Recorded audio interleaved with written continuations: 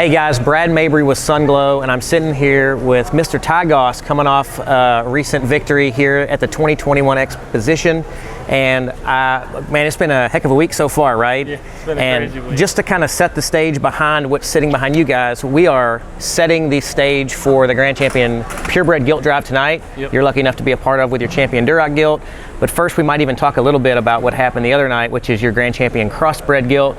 And before we get started on anything, try to pull some of the secrets out of what has created some success with you guys. Thanks for feeding Sunglo, man. Thanks for being a part of it. So what I really want to talk about first is you. And man, I just find your family very interesting. And I think it's been awesome. And so you're kind of a sports guy growing up along with this. And talk about how you balanced sports. We were talking about baseball, basketball, and show pigs, and how you've found some success at both of those.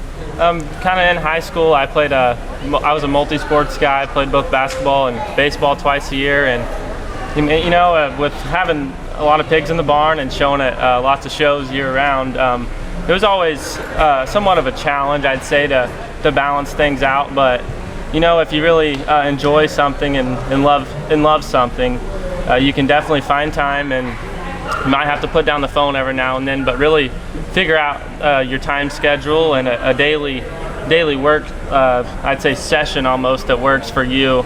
And it'd be like my daily routine, I'd say, when I was playing sports, would be wake up and go to the barn and do feed and stuff and clean pens, and then I'd go to school, and then I'd have practice after school. But the moment I got out of practice, I'd go directly home and enter the show barn, and I wouldn't leave the show barn until stuff got done. So I think sometimes when I have the opportunity to sit down with somebody, a friend or anybody that's super competitive at something, that competitive nature drives them to take things probably a little bit farther than the average person. And so I want to try to break this down into really bite-sized pieces for the people who are watching this and thinking, man, how do I balance this? And so just on the show pig routine, let's just take your crossbred gilt. I thought her skin and hair looked incredible, and I thought your showmanship looked incredible.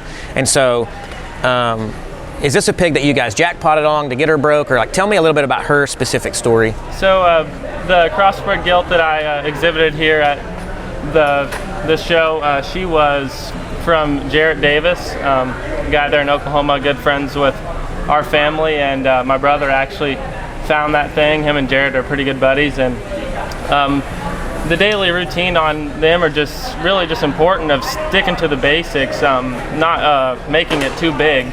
Just the fact of going into the barn every day and doing the proper, it's just the easy work of just brushing and conditioning skin on a daily basis, and most importantly, just staying the course and don't veer off left or right, and just stay into the basics and just brushing, feeding, walking, and make sure you keep it routine and do it every day.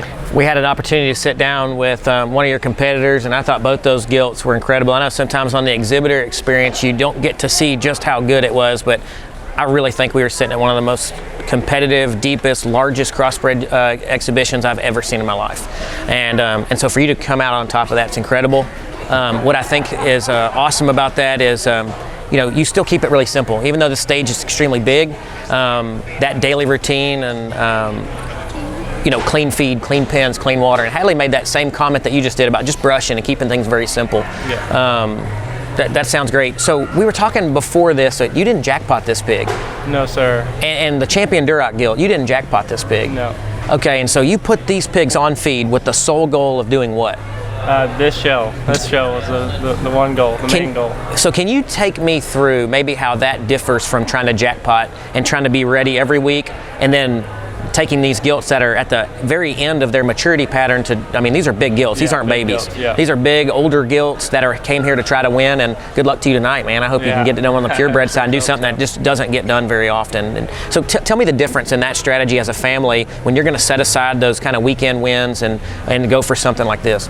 I think probably the most challenging thing when getting a group of gilts like this together and aiming for one show, because where we are in Oklahoma, we don't have a lot of jackpots this time of year, and we'd have to travel a long ways and just to attend one if we wanted to with the heat. So we felt it was just better for us just to kind of stay at home. But the most important thing, honestly, when trying to get these big gilts ready is taking a 300 pounder to a show for the first time and entering a ring that she's never been in her life is a little intimidating almost, because you don't know how she's going to react when she hits the shavings, and you don't know how she's going to react when the speakers come on and she ain't never heard them before.